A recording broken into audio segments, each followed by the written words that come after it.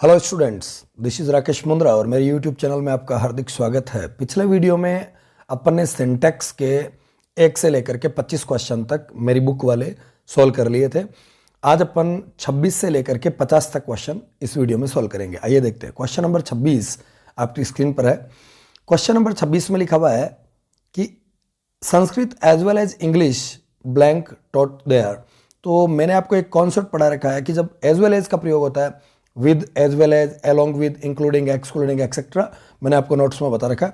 यदि as well as का use होता है तो अपन क्रिया प्रथम नाउन या प्रोनाउन के अकॉर्डिंग यूज करेंगे।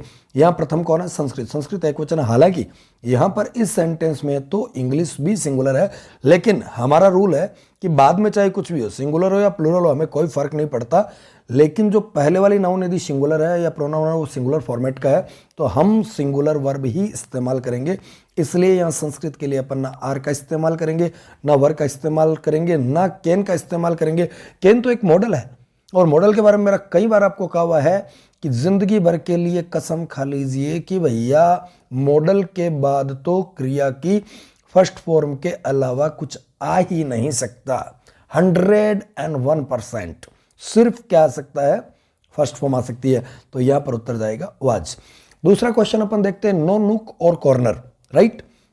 तो यहां मेरा एक रूल बताया हुआ है कि आइदर नाउन और नाउन, आइदर नाउन और noun, not all noun but also known में बाद वाली नाउन या प्रोनाउन के अकॉर्डिंग क्रिया आती है। यहां आइदर और बोला है मैंने, इसको अपन और के कंटेक्स्ट में भी ले लेते हैं, और भी ले लेते हैं इस कंटेक्स्ट में। तो और के बाद क्या है? नोर और के बाद में क्या है वह महत्वपूर्ण है। पहले क्या वो इंपॉर्टेंट नहीं है। तो और के बाद में कॉर्नर एक सिंगुलर है, सिंगुलर नाउन है। सिंगुलर नाउन है तो सीधी सी बात है, आर कट गया, हैव कट गया, वर कट गया, उत्तर आ जाएगा वाज। क्वेश्चन नंबर 28 देखते हैं अपन, आइदर द कैट और द डॉग। फिर कॉन्सेप्ट रिवाइज कराऊं, आइदर नाउन और नाउन, आइदर नाउन और noun, not all noun but also known में बाद वाली नाउन या प्रोनाउन के अकॉर्डिंग क्रिया का इस्तेमाल किया जाता है। तो बाद वाली नाउन क्या है? डॉग। डॉग सिंगुलर है, सिंगुलर है। इस कंडीशन में अपन क्या करेंगे? सिंगुलर क्रिया, ना तो हैव बीन आएगा ना आर आएगा। केन का वही कॉन्सेप्ट, कुछ कॉन्सेप्ट गांठ बांध लीजिए कि भैया मॉडल के बाद में तो चाहे आंधी आए, तूफान आए, कोई कुछ भी कह दे, आएगा तो वर्ब की फर्स्ट फॉर्म ही, इसके अलावा कुछ भी नहीं आ सकता। तो यहां पर क्रिया आएगी हैज बीन। क्वेश्चन नंबर 29 देखते हैं अपन। 29 में नाइदर फूड नोर वाटर। फिर वही कॉन्सेप्ट आ गया, आइदर नाउन और नाउन, आइदर नाउन और नाउन, नाइदर नाउन नोर नाउन। नोर के बाद में वाटर सिंगुलर है, सिंगुलर है तो अपन सिंगुलर क्रिया का प्रयोग करेंगे। तो हैव कट गया, वर कट गया, कैन कट गया, उत्तर आ जाएगा वाज। फिर आ गया वही क्वेश्चन 30 नंबर पे, नाइदर प्रेज नोर ब्लेम। नाइदर प्रेज नोर ब्लेम, नोर के बाद ब्लेम सिंगुलर है तो अपन सिंगुलर क्रिया का प्रयोग करेंगे, सीम्स। मेरा कई बार आपको कहा है कि क्रिया की फर्स्ट फॉर्म टेंडेंसिकली प्लूरल होती है। याद रखिए, मैंने आपको कसम दे रखी है कि क्रिया की फर्स्ट फॉर्म का इस्तेमाल एक वचन कर्ता के साथ में कभी भी नहीं हो सकता। याद रखिए इस चीज को, क्रिया की फर्स्ट फॉर्म टेंडेंसिकली प्लूरल होती है, उसका प्रयोग सदैव प्लूरल कर्ताओं के साथ होता है। फिक्स है, फाइनल है ना, लॉक्ड है। तो आपको जो SCIS फॉर्म है, SCIS फॉर्म डज फॉर्मेट, जैसे गो का गोज होता है, सिंह का सिंग्स होता है, वैसे सीम का सीम्स होता है। तो अपन सीम्स का ही इस्तेमाल करेंगे यहाँ पर सिंगुलर क्रिया के रूप में। फिर अगले क्वेश्चन में अपन देखते हैं, तो neither the chairman nor the directors. यहाँ पर देखिए फिर वही कॉन्सेप्ट लगेगा, आइदर नाउन और नाउन, आइदर नाउन और noun, not all noun but also known में बाद वाली नाउन के अकॉर्डिंग क्रिया आएगी। और नॉर के बाद में भैया प्लूरल है डायरेक्टर्स, और जो पहले है वो चेयरमैन सिंगुलर है, तो हम किसका इस्तेमाल करेंगे? प्लूरल का। तो भैया प्लूरल हैज नहीं है, इज नहीं है, वाज नहीं है, उत्तर आ जाएगा आर। अब अगला क्वेश्चन आ गया, जॉन और हिज ब्रदर्स। यदि अपन और की बात करें या नोर की बात करें तो जो बाद वाली नाउन है वो इंपॉर्टेंट है। तो हिज ब्रदर्स प्लूरल है, प्लूरल है तो क्रिया भी प्लूरल आएगी। देखते हैं ऑप्शन क्या क्या है। ओके, ऑप्शन मिल गए, इज है, वाज है, आर है, हैव है, सी है। तो ठीक है, यहाँ पर वाज और इज तो आएंगे नहीं। अब हैव भी प्लूरल है और आर भी प्लूरल है। अब क्या करें? आर या हैव, कॉन्सेप्ट को समझिएगा। वापस क्वेश्चन पे चलते हैं। क्वेश्चन करा, जॉन और his brother to blame. Have to blame, have to blame ना, यदि पैसिव होता तो हैव टू बी ब्लेम्ड हो जाता। कम से कम आर टू ब्लेम, उन पे आरोप लगाया जाना है, यदि हैव टू ब्लेम का भी प्रयोग करते अपन, तो जॉन और his brothers have to blame, ये ट्रांजिटिव क्रिया होती, एक सकर्मक क्रिया होती कि वो किसी पे आरोप लगा रहे हैं या उनको किसी पे आरोप लगाना है, तो उस सामने वाले बंदे का नाम आना चाहिए। तो यहां पर अपन कर लेंगे आर टू ब्लेम। हैव का लगाते तो हैव टू बी ब्लेम्ड होता। फिर अगला क्वेश्चन आ गया 33 नंबर, आइदर ही और आई। तो आई के अकॉर्डिंग क्रिया आएगी भैया, सीधी सी बात है, एम आएगा। आई के लिए ना तो वर लगेगा, ना इज लगेगा, ना कैन लगेगा। हाँ, आई कैन लगता तो है, लेकिन फिर वही बात दिमाग में रखिए, चाहे कुछ भी हो जाए, मॉडल के बाद तो क्रिया की फर्स्ट फॉर्म के अलावा कुछ भी नहीं आएगा। तो सीधी सी बात है, मॉडल आ नहीं सकता। इज और वर का प्रयोग आई के साथ होगा नहीं। हाँ, वर का प्रयोग आई के साथ होता है, लेकिन वो कंडीशनल सेंटेंसेस की बात है, यहाँ अपन उसका कोई मतलब ही नहीं है उस चीज का। अगला क्वेश्चन देखते हैं, क्वेश्चन नंबर 34, आइदर यू और ही। सीधी सी बात है, क्रिया ही के अकॉर्डिंग आएगी भैया, तो वो आ जाएगी इज, क्योंकि आर ही के साथ आएगा नहीं, हैव आएगा नहीं और वर आएगा नहीं। हाँ, वर आ सकता है, लेकिन वो कंडीशनल सेंटेंसेस की बात है, यहां इससे कोई लेना देना नहीं है। अगला क्वेश्चन 35 पे देखते हैं, neither you nor he. Neither you nor he खालिस्तान टू ब्लेम। आ गया क्वेश्चन, तो नोर के बाद में ही है, ही सिंगुलर है, तो अपन करेंगे इज। ना आर आएगा, ना वर आएगा, कैन आ नहीं सकता, इसलिए क्या इन क्वेश्चंस को सोल्व करवाने के दौरान आप ये महसूस कर रहे होंगे कि क्वेश्चन सॉल्यूशन तो हो ही रहा है, लेकिन साथ ही साथ हमारी जो कॉन्सेप्चुअल नॉलेज है वो भी डेवलप होता जा रहा है। कि आपके दिमाग में एक गांठ बना लीजिए, एक बात पुख्ता कर लीजिए, एक बात बांध लीजिए कि भैया मॉडल के बाद तो आएगा तो फर्स्ट फॉर्म ही, और कोई नहीं आएगा। तो आगे चलते हैं स्टूडेंट्स, क्वेश्चन नंबर 36 पे कि neither my friend NOR I am. Neither my friend NOR I am, थोड़ा मैं इसको ठीक कर देता हूँ। नोर I am, NOR I am, आई आया है तो भैया ना आर आएगा, ना वर आएगा, ना कैन आएगा, क्या आएगा, एम आएगा। सीधा सा लॉजिक है भैया कि आई नोर के बाद कौन सा नाउन या प्रोनाउन है वो क्रिया हमें यूज लेनी है।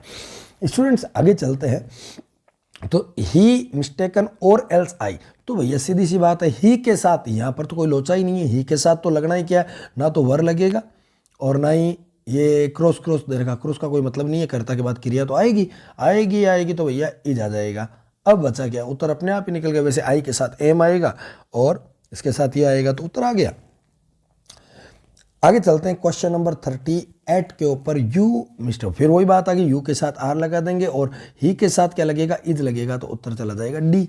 सीधा सा लॉजिक है, यू आर मिस्टेकन और एल्स आई एम, राइट। तो स्टूडेंट्स आगे देखते हैं, ईच ऑफ दी सबस्टेंसेज। मैंने आपको एक कसम दे रखी है भैया, आंधी आए तूफान आए कुछ भी हो जाए, यदि किसी सेंटेंस के शुरुआत में आपको ईच और एवरी मिल जाता है तो गांठ बांध लीजिए कि भैया क्रिया तो एक वचन आएगी, कुछ भी नहीं हो सकता, क्रिया एक वचन आएगी। लाइफ टाइम के लिए इस बात को दिमाग में सेट कर लीजिए कि जिन सेंटेंसेस की शुरुआत में ईच और एवरी आ जाता है उनके अंदर क्रिया 100% सिंगुलर ही आएगी, तो ऑप्शन जाएगा इज।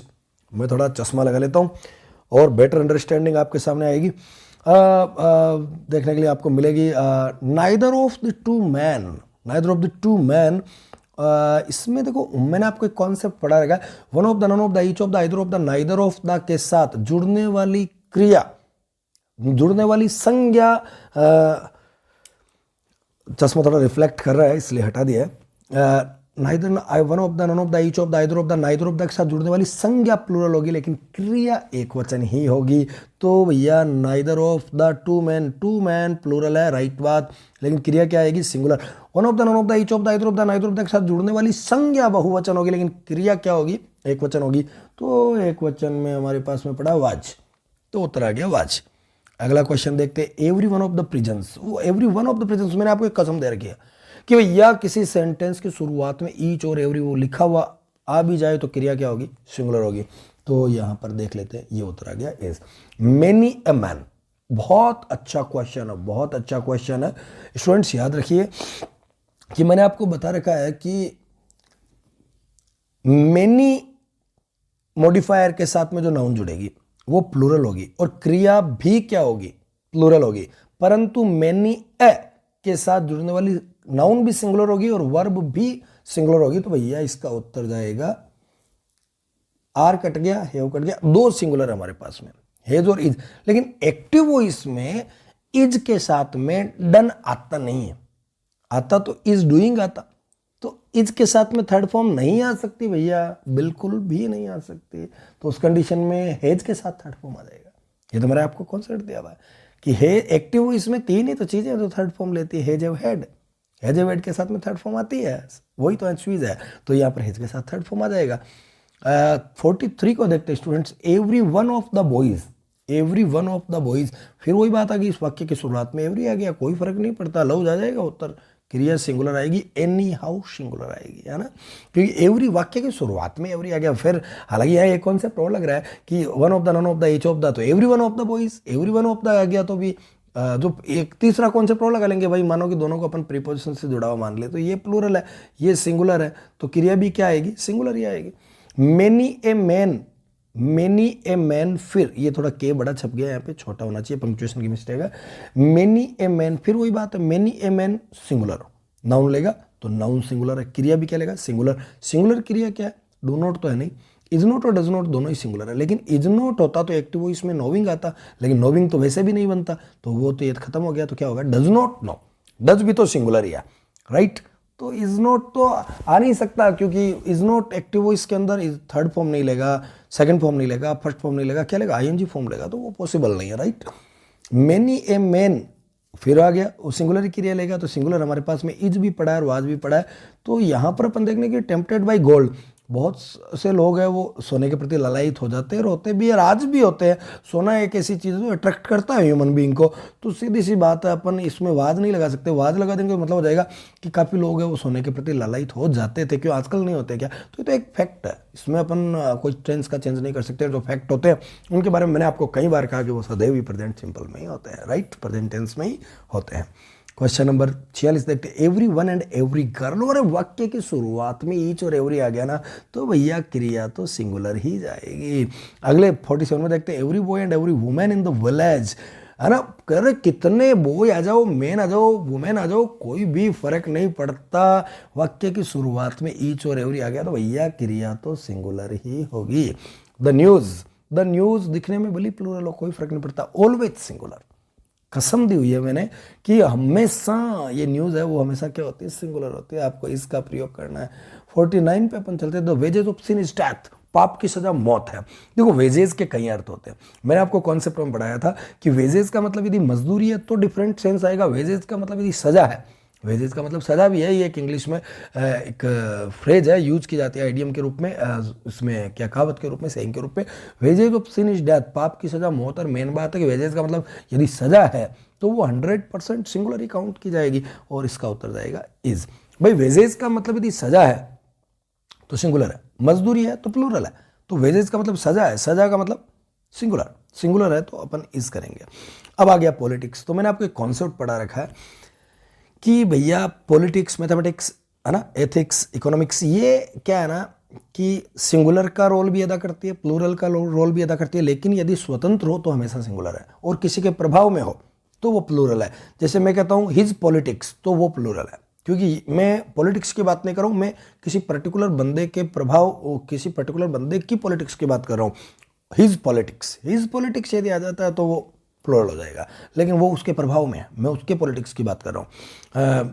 मैं कह सकता हूँ कि नेहरूज पॉलिटिक्स, नेहरू जी की पॉलिटिक्स, ठीक है, तो वो जो है नेहरू जी की पॉलिटिक्स की बात करें अपन, एक जनरल पॉलिटिक्स की बात नहीं कर रहे हैं, वो नेहरू जी के प्रभाव की जो पॉलिटिक्स थी, है ना, नेहरूज पॉलिटिक्स वर एक्सेप्टेड एवरीवेयर, नेहरू जी की पॉलिटिक्स को, राजनीति को हर जगह स्वीकार किया गया था, तो वाज नहीं लगाएंगे अपन। लेकिन पॉलिटिक्स अपने आप में स्वतंत्र तो सिंगुलर है, तो इसमें ना वर आएगा ना आर आएगा, कैन वैसे नहीं आ सकता, मैंने आपको कॉन्सेप्ट बता रखा है, तो आएगा वाज, राइट।